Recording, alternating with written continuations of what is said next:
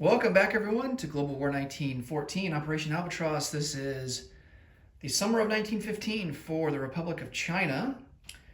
And let's start by drawing some cards. All right. The first card that we have, Zili. Conduct a mandatory offensive from one territory into one adjacent territory for 1 round.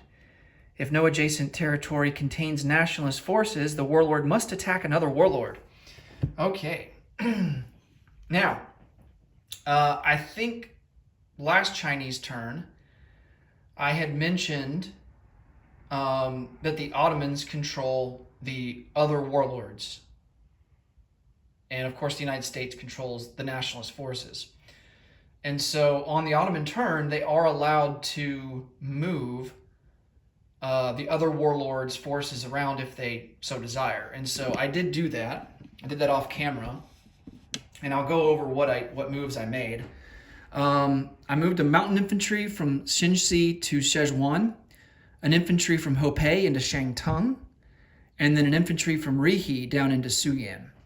So now Zili, which is this green guy right here, he's got to conduct a mandatory offensive from one territory into another, and if it doesn't contain, if we don't border nationalist forces, then we have to attack another warlord. We do border nationalist forces, and so we are going to attack Hunan. So I think that's our best opportunity to do some damage. We have an artillery and 4 infantry against his 1 infantry. Now these other warlords, I don't think that they're subject to the retreat debuff if they roll a 10 or higher. So that only applies to nationalist forces. All right, so this is only going to last 1 round. And so we have an artillery, and we do have a river crossing. So that doesn't apply to the artillery, but it does apply to the attacking infantry. So 3 infantry will be at a 1, 1 infantry will be at a 2. The artillery will still be at a 4. So here's the artillery. Oh, and we wipe them out immediately right away. Okay, so we take over Hunan.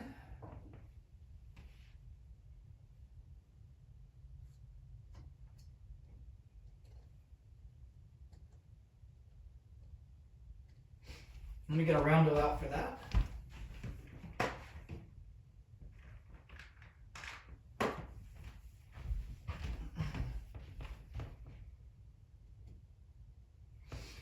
And that's worth an IPP, so it doesn't really affect the warlords because they don't get an income or anything, but it does bring the nationalists down from 3 to a 2. Okay.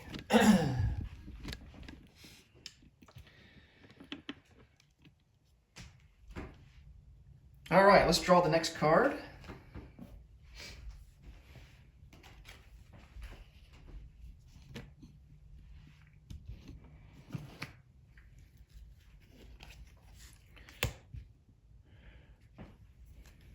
And this is Shanxi. Add 1 infantry to any territory. So that's the yellow guy, and we're going to add him into Szechuan.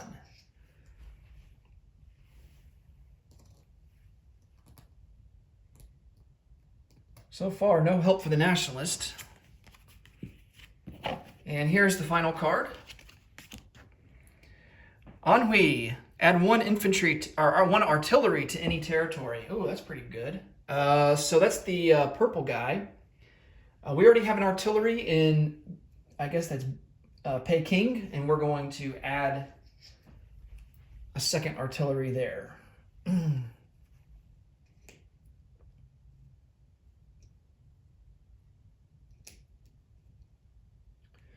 All right, and that's the 3 cards. I'm going to put all these in the discard pile.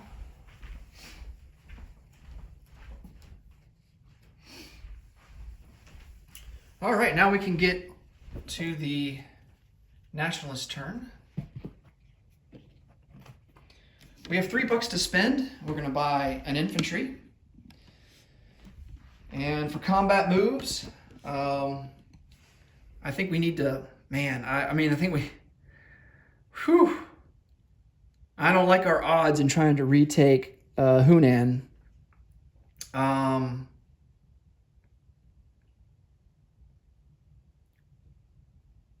but I feel like we kind of have to.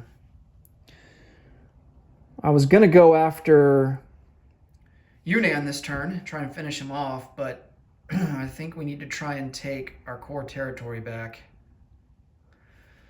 All right, so he's got an artillery and 4 infantry. I'm not too confident in this battle. But if we don't take it this turn, I don't think there's any way we're going to take it next turn because it's fall, winter, and combat's going to be limited to 1 round. So we got to try.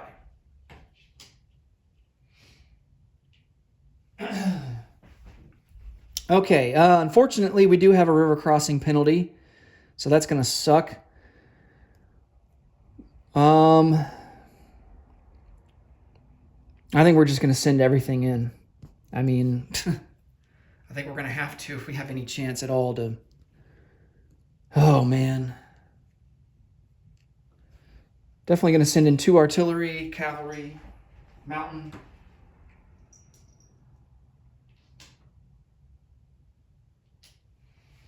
The good news is there's no mountain penalty. Normal terrain aside from the river.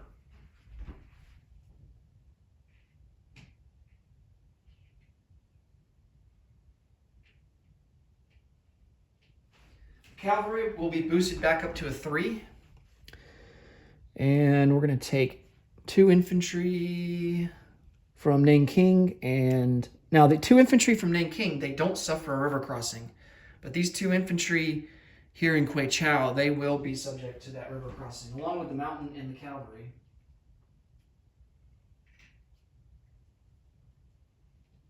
And then we're going to boost one of the infantry from Nanking. No, I don't think we're going to do that. I think instead, we're going to boost one of the infantry crossing the river back to a 2. Okay. All right, so here's the setup. 1 mountain at a 1 because of the river crossing. An infantry at a 1, 3 infantry at a 2, cavalry at a 3, 2 artillery at a 4. And then on his side, he's got 4 infantry at a 4, artillery at a 4. Okay. We get 2 artillery first strikes. He gets 1, all at a 4 or less. And we have a retreat and no hits. All right. Well, that sucks.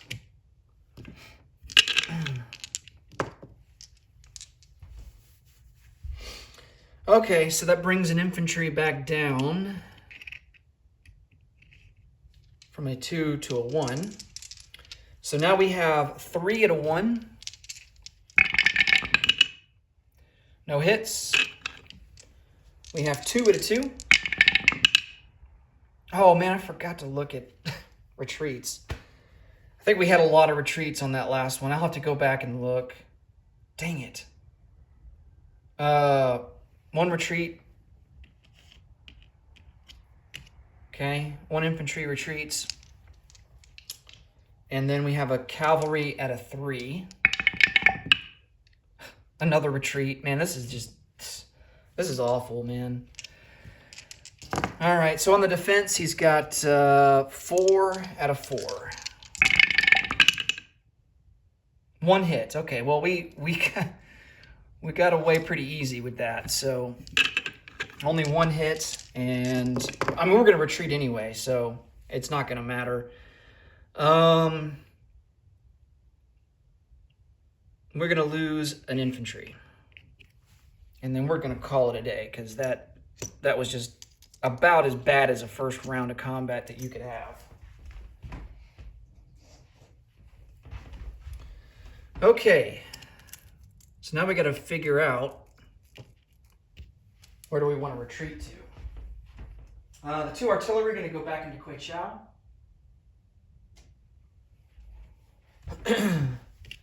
Along with the cavalry.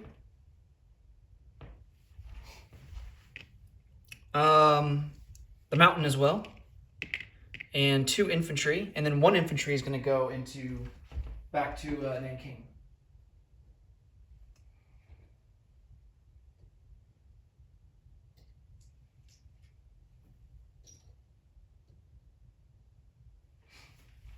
Okay.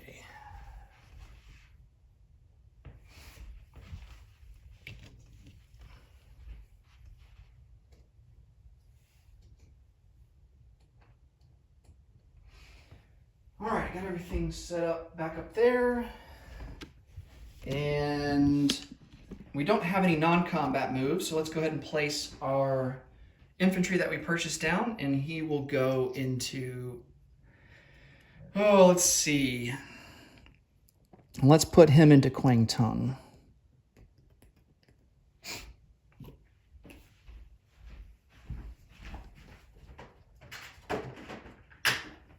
All right. Now we have to roll for random events for the fall-winter of 1915. Oh yeah, let's collect our income first. So we spent all $3 that we had, and we will collect only 2 for next turn. Just a terrible start for the Nationalists. Oh. Just ugly, ugly, ugly. Okay. Random events. We'll start with fall-winter 1915 West. And that is a 5.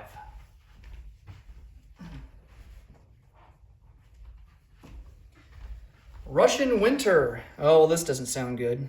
Russia's bitter winter limits combat in Russian home country to 1 round. Well, I mean, that's going to happen anyway because it's the fall winter. So that's kind of pointless. Ships may not enter or depart sea zones A8, A9, A13, and A14. Rail movement is limited to 1 in Russian home territories. Russia advances 1 stage in improved factories technology. Okay. So let me move that up on the board here.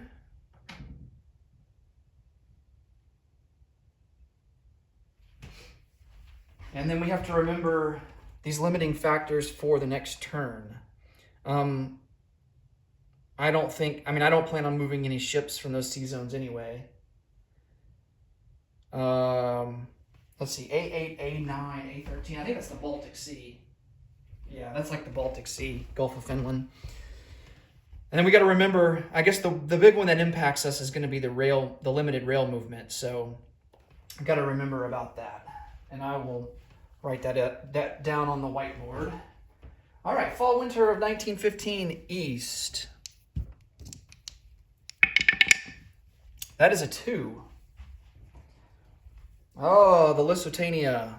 German submarine U-20 sinks the RMS Lusitania, killing over 1,900 people.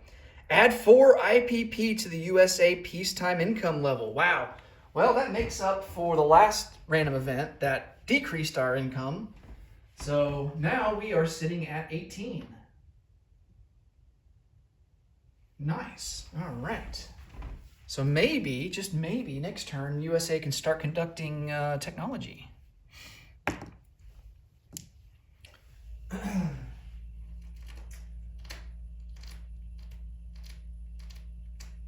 Okay, and the USA also surpasses 15, and so the USA may now lend-lease to all allied powers that are at war and may close the Panama Canal to other nations.